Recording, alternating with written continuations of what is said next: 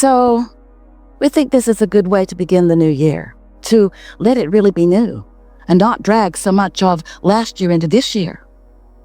So we are eager to talk with you about you creating your own reality. And we want to awaken within you your realization of your vibrational contribution to every moment in time. We want you to find the balance between the desire that life has caused you to focus into place and the open valve, so to speak, which is the conduit between you and the energy that creates worlds. It's like a pipeline where the energy that creates worlds flows through you toward whatever it is you're asking for. And the balance of your asking and your allowing of that energy to flow is really an important thing for you to consider. We want to talk to you about it in a way that might feel a little new to you, because it's that balance of desire and belief that equals not only what happens and how it happens, but how it feels while it's happening. In other words, everything that you feel, all of the emotions that you live, in other words, what your life feels like to you and what your life looks like as it unfolds, is all about the factors, these simple factors of what life has caused you to ask for now and how open you are about letting it flow. So always when Esther has a new experience, we use the analogies of her life because they are so pertinent to her and usually to you as well. So we're going to tell you a few things that are going to awaken in you some things that you might be doing too. So in Esther's new house, it's quite big, far bigger than one person needs, but not one bit bigger than one person wants.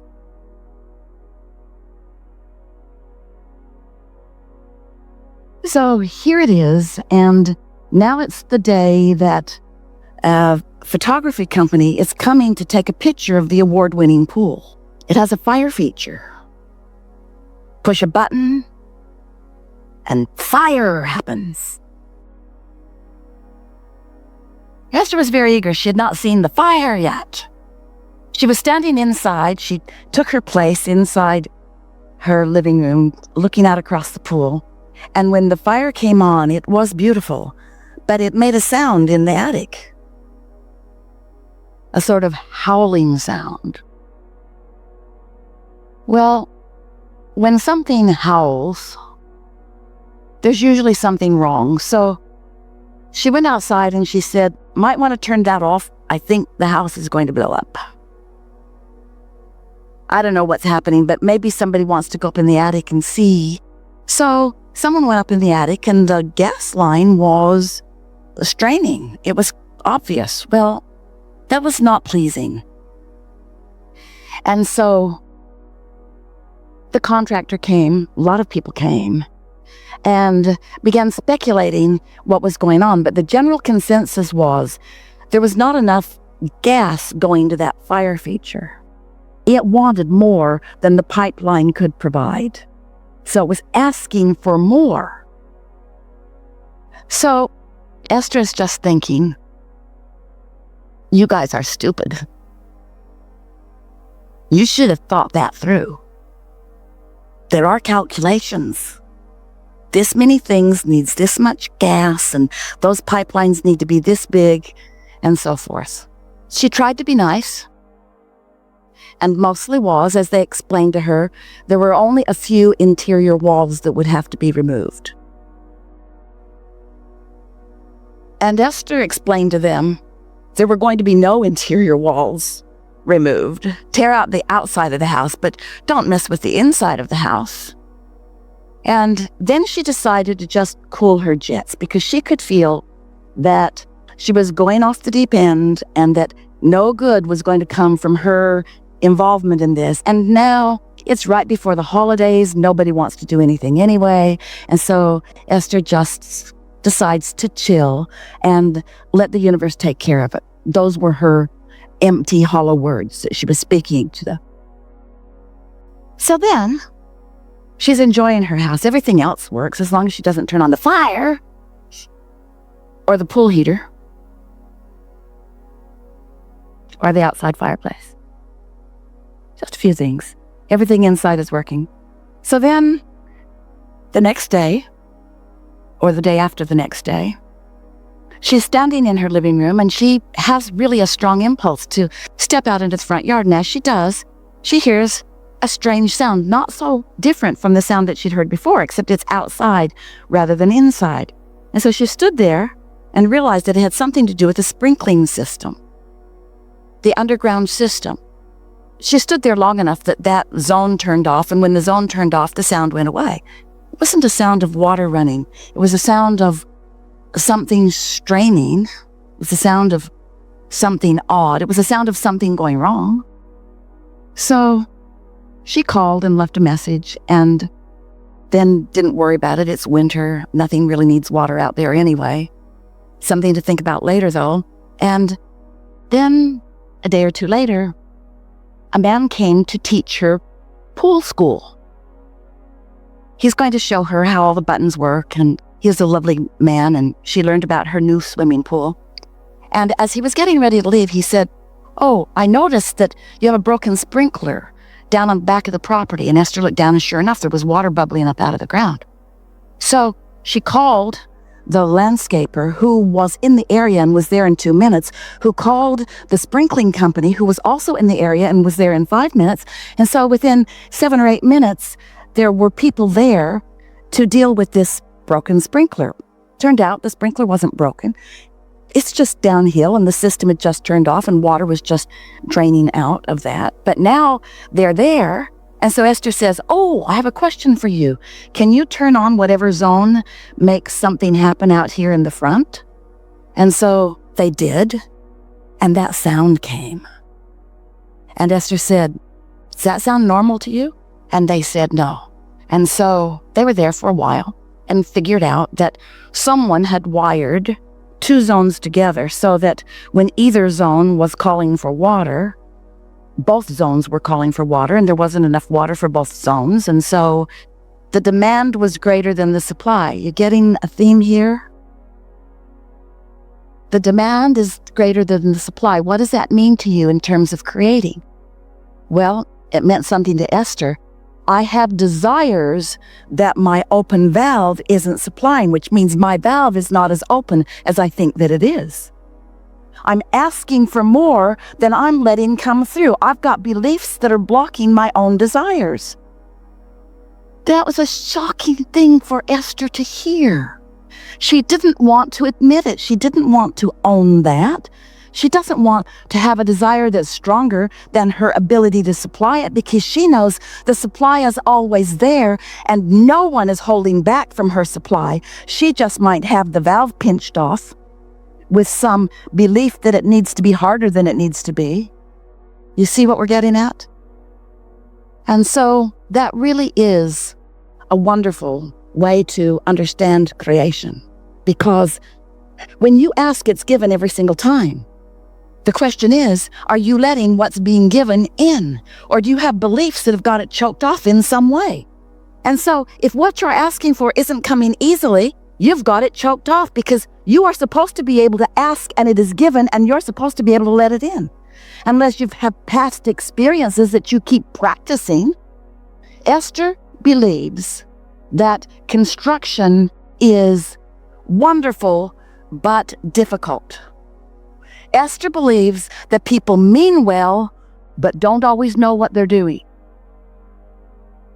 And she's got so much evidence to prove it. The stories she could tell you and entertain you with, oh, you would be so entertained, and then you would add your stories. And together you would collectively practice the flawed premised theory that life is supposed to be hard rather than that life is supposed to be fun. Esther's been practicing justifying the goodness that comes to her through her hard work longer than is good for her. And you are too. We just wanted to begin this gathering with this powerful and always true premise. How things are playing out in your life experience is how you know what you're doing with your request for the supply and your letting the supply in. You can tell by 2 ways. how you're doing creationally or vibrationally. You can tell by the way you feel, which you sort of get used to feeling the way you feel so you don't know you're even feeling it. When you feel valiant, what's that emotion? Valiant. What is it? Is that a positive emotion or a negative emotion? Really? That's you against the world? Really? That's positive? Oh yeah, I can wrestle you to the ground and kill you. One day, Esther decided to move the rods in her closet that were not placed the way she'd asked them to be placed. Oh, it was a weekend. No one was around. She literally took a rod out of the place with great struggle because it was really tight in there and just a smidge too long to go back in easily. So she put it upside down and hammered both ends of the pipe until it was just short enough that it would fit back into place. There. And then she thought, oh, I might be banging it into place. Could have just waited. A nice strong man would have come and done that for me in 2 days.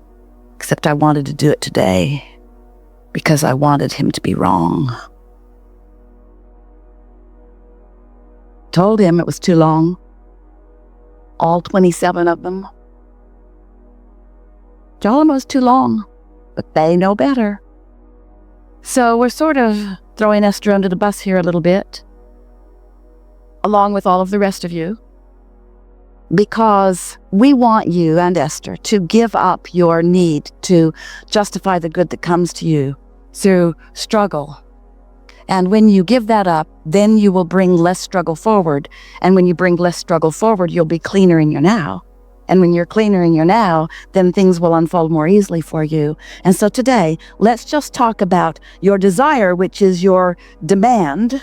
And we mean that in the nicest way. Your request from the universe for universal energies, the energy that creates worlds, to flow through you toward whatever you want. That's the deal you made when you came. You said, I'll go, life will cause me to know what I'm asking for, and when I ask, Source will provide everything that is required for the accomplishment of what life has caused me to know that I want. That's how it is. And then there's one more little thing. In other words, that's step 1. And that's step 2. You ask, Source supplies. Then there's step 3. You got to be soft about your expectation of things working out for you. You've got to give up the struggle. You've got to stop trying to prove your worthiness. You've got to stop comparing yourself to any others. You've got to let the competitive feeling go. You've got to accept your blessedness and just let proof of your blessedness flow to you and through you with ease and flow. And much of the world is not going to understand how blessed you are, because they're going to be standing in the place of not feeling quite so blessed. And people who don't feel blessed resent those who appear to be. But just because they haven't figured out how to get their valve opened doesn't mean you should pinch yours off so that they feel better.